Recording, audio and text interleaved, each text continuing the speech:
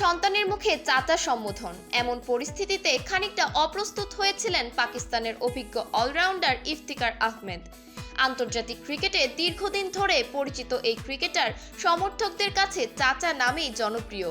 তবে ব্যক্তিগত পরিসরে বিষয়টি যে সবসময় স্বস্তিদায়ক নয়, সেটি সম্প্রতি এক পডকাস্টে তুলে ধরেছেন তিনি।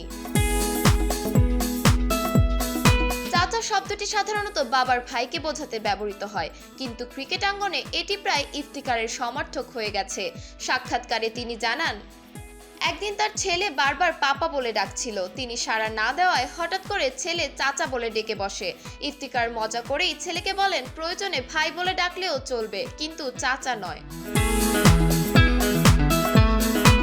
এই ডাকনামের পেছনে রয়েছে একটি ম্যাচ ঘটিত ঘটনা।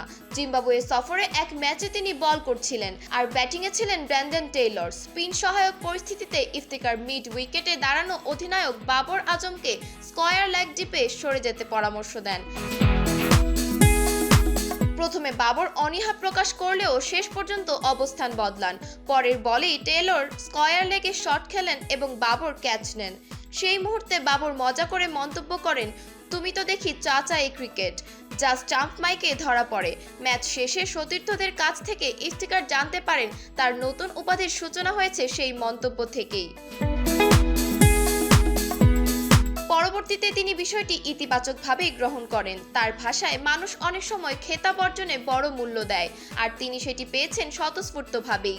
যদিও বাবর আজম পরে স্বীকার করেছেন তার ওই মন্তব্যের কারণেই চাচা তকমাটি স্থায়ীভাবে ইফতিকারের সঙ্গে জুড়ে গেছে, যা মনে পড়লে তিনি খানিকটা বিব্রত হন। বর্তমানে চাচা নামটি ইফতিকার আহমেদের জনপ্রিয়তার অংশ হয়ে উঠেছে। তবে পারিবারিক পরিসরে তিনি যে পাপা পরিচয়েই বেশি স্বাচ্ছন্দ্য, সেটিও স্পষ্ট করেছেন এই অভিজ্ঞ ক্রিকেটার।